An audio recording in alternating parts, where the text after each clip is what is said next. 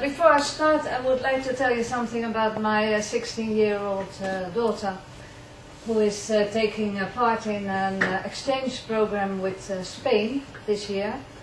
In January we will have a Spanish student staying at our house, and then in May she and her classmates will go over to Spain and stay there for a week. I already said they got the better part of the deal, because they are going in May. Oh, it's already started.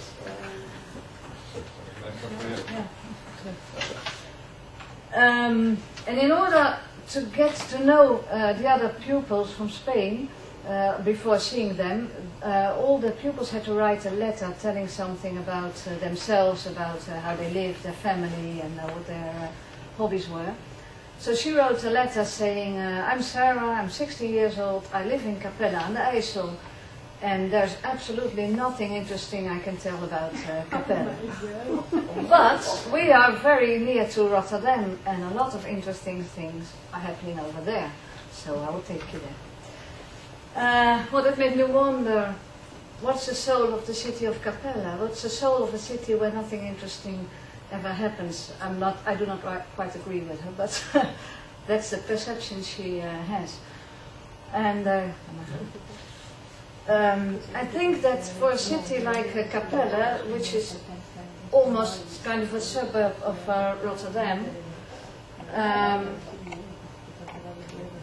the soul lies in the fact that you have things very nearby outside your town, but you live in a very nice place.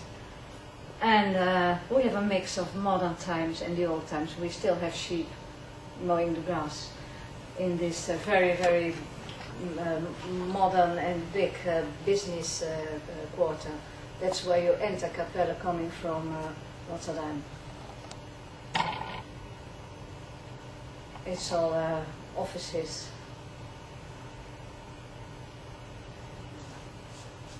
And it really seems like entering a big city. And you think, now when I've passed this, I will come into the historical center, and there it all happens. But the historical center of Capelle, we have it, but it's not a center. It's just a part near the river, the IJssel, where the houses are built along the dike, and it's only housing in that area. The funny thing is that when you meet people in Capelle or in Rotterdam and you say I live in Capelle, they always ask you where, because Capelle consists of several quarters, which each have their own special type of building, the modern one, the one from the 70s, the historical part, the one with the very big housing blocks. So you have a kind of identity of the neighborhood. So when you come home, you do not just enter the town of Capelle, but you enter your neighborhood, and then you say, I'm at home.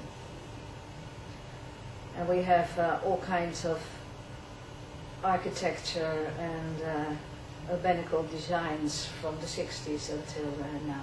This is Capelle West, which is like a small town in the town, which is one of the oldest neighborhoods, and the people living there always express that they would like to continue living there even when they get old, not even moving to another part of Capelle.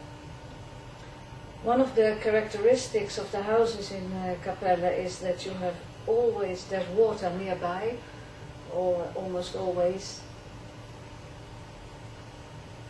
All the types of the houses near the water, the modern ones. And then also the big housing palaces. And in the 60s and the beginning of the 70s, a lot of these kind of houses were built in Capelle. This is the part that we call the Chinese Wall. You have 3 of these buildings, one after another, making a whole row of them. And after they built these high buildings, as a reaction, they constructed this one. It's called the Bergen, the mountains, And the funny thing about this one, this is also from the beginning of the 70s, is that there are more houses per square meter in this building than in the Chinese Wall. But it adjusts more to the scale of humanity. And as you can see, there's a lot of houses that look like each other and more or less the same style. It's quiet neighborhoods to live in. But we also have the newer parts of Capelle. We are still constructing the last part. This is Fascinatio, which is almost finished by now. But it has the same kind of quality of living as the rest of Capelle, water, green spaces.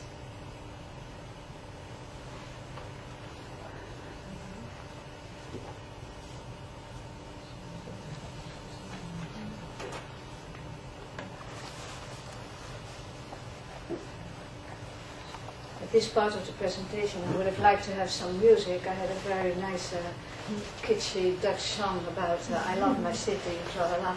But the technique... No, you don't want that. This is another part that is rather new, that's very near the IJssel dike where the river is. More modern architecture. And all the neighborhoods have their own characteristics. This is the part for the more rich people, as you can see. And I think that one of the main things of the soul of Capelle is the fact that you can live there very quiet. You're not disturbed by big town problems. You have your front door, you have your windows overlooking a town where it is maybe dull for 60 years old, but very quiet to live in. We're all very happy in Capelle.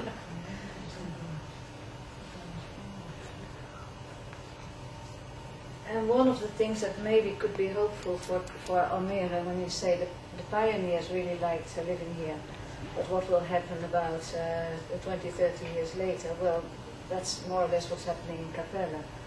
And I think as a town to live in, it is still very satisfactory for the people.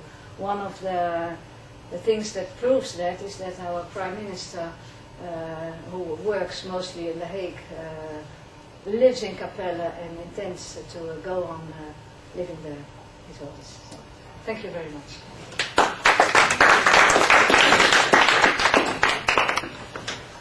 Thank you very much.